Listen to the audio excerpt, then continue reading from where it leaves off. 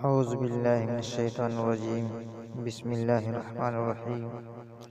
نبی کریم صلی اللہ علیہ وسلم اور ایک اونٹ کا واقعہ۔ حضرت تمیم داری رضی اللہ تعالیٰ عنہ فرماتے ہیں کہ ہم ایک بار حضور صلی اللہ علیہ وسلم کی بارگاہ اقدس میں حاضر تھے کہ ایک اونٹ بھاگتا ہوا آیا اور صلی اللہ علیہ وسلم کے سر انور کے پاس آ کر کھڑا ہو گیا، جیسے کان میں کوئی بات کہہ رہا ہو۔ آپ صلی اللہ علیہ وسلم نے فرمایا کہ اے اونٹ، پرسکون ہو جا، اگر تو سچا ہے تو تیرا رب تجھے فائدہ دے گا، اگر تو جھوٹا ہے تو تجھے اس جھوٹ کی سزا ملے گی۔ جو ہماری پناہ میں آ جاتا ہے اللہ تعالیٰ بھی اسے امن دے دیتا ہے، اور ہمارے دامن میں بنا لینے والا کبھی نامراد نہیں رہتا۔ ہم نے عرض کیا، رسول اللہ صلی اللہ علیہ وسلم، یہ اونٹ کیا کہتا ہے؟ آپ صلی اللہ علیہ وسلم نے فرمایا، اونٹ کے مالکوں نے اسے ذبح کر کے اسے کھا لینے کا ارادہ کر لیا تھا، تو یہ ان کے پاس سے بھاگ آیا ہے۔ تمہارے نبی کریم صلی اللہ علیہ وسلم سے مدد مانگی ہے۔ ہم سب کی ابھی گفتگو میں مشغول ہی تھے کہ اس اونٹ کے مالک بھاگتے ہوئے آئے، اور اونٹ نے ان کو آتے ہوئے دیکھا تو دوبارہ حضور صلی اللہ علیہ وسلم کے سر مبارک کے پاس کھڑا ہو گیا۔ اب آپ صلی اللہ علیہ وسلم کے پیچھے چھپنے لگا۔ ان کے مالکوں نے عرض کیا، یا رسول اللہ صلی اللہ علیہ وسلم، یہ ہمارا اونٹ ہے، 3 دن سے ہمارے پاس سے بھاگا ہوا ہے اور آج ہمیں آپ کی خدمت میں ملا ہے۔ اس پر صلی اللہ علیہ وسلم نے فرمایا، یہ میرے سامنے شکایت کر رہا ہے کہ تمہارے پاس کئی سال تک پڑا رہا۔ جب موسم میں گرما آتا تو تم گھاس اور چارے والے علاقے میں اس پر سوار ہو کر جاتے، اور جب موسم سرما آتا تو تم اسی پر بیٹھ کر گرم علاقوں کی طرف جاتے۔ اب جبکہ اس خستہ حال کی عمر میں پہنچ گیا ہے تو تم اسے ذبح کر کے اس کا گوشت کھا لینے کا ارادہ کر لیا۔ انہوں نے عرض کیا کہ خدا کی قسم یا رسول اللہ صلی اللہ علیہ وسلم، یہ بالکل اسی طرح ہے جو یہ کہہ رہا ہے، جس طرح آپ نے فرمایا۔ اس پر حضور صلی اللہ علیہ وسلم نے فرمایا ایک اچھے خدمت گزار کی اس کے مالکوں کی طرف سے کیا یہی سزا ہوتی؟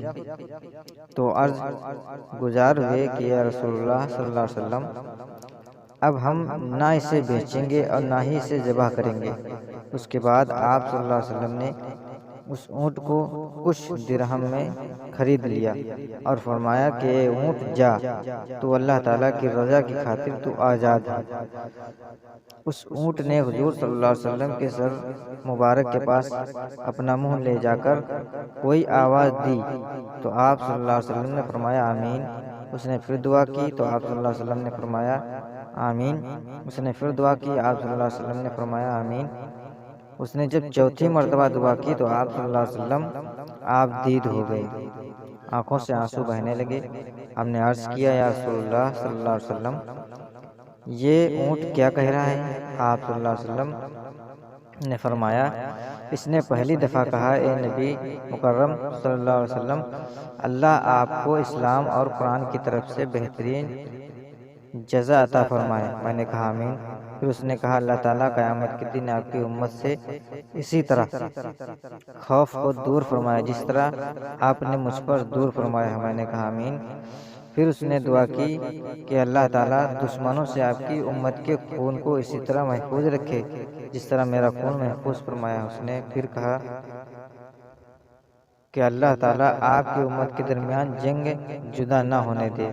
یہ سن کر رونا آ گیا، کیونکہ یہی دعا میں نے بھی اللہ تعالیٰ سے مانگی تھی۔ پہلی 3 تو قبول فرما لی، لیکن آخری دعا سے منع فرما دیا۔ جب جبرائیل علیہ السلام نے اللہ تعالیٰ کی طرف سے مجھے خبر دی ہے کہ میری یہ امت آپس میں جنگ کر کے فنا ہوگی، جو کچھ ہونے والا ہے قلم اسے لکھ چکا ہے۔ محترم، حضرت نبی کریم صلی اللہ علیہ وسلم کے حدیث مبارک میں جو لکھا ہے آج وہ بالکل سچ نظر آ رہا ہے۔ آج کے دور پر نظر دوڑائیں تو ہم دیکھتے ہیں کہ مسلمان کس طرح ایک دوسرے کے خون کے پیاسے ہیں، ایک دوسرے کو کس طرح قتل کرنے کو تیار ہیں، فرقہ واریت کے نام پر ایک دوسرے کے جان کے دشمن بنے ہوئے ہیں۔ جتنا نقصان مسلمان کا کیا ہے اتنا شاید کافروں نے مسلمان کا نہیں کیا۔ ہمیں چاہیے کہ ہم اللہ تعالیٰ کی رسی کو مضبوطی سے تھام لیں، فرقہ واریت کو ختم کریں، ایک امت بن جائیں اور آپس کی نفرتوں کو ختم کر دیں۔ مسلمان کا بھائی ہے، آپس میں پیار اور محبت سے رہیں۔ اللہ تعالیٰ ہم سب کو سمجھنے اور نیک بننے کی توفیق عطا فرمائے۔ اگر یہ ویڈیو اچھی لگی ہو تو پلیز لائک اور سبسکرائب ضرور کیجیے گا۔ خدا حافظ۔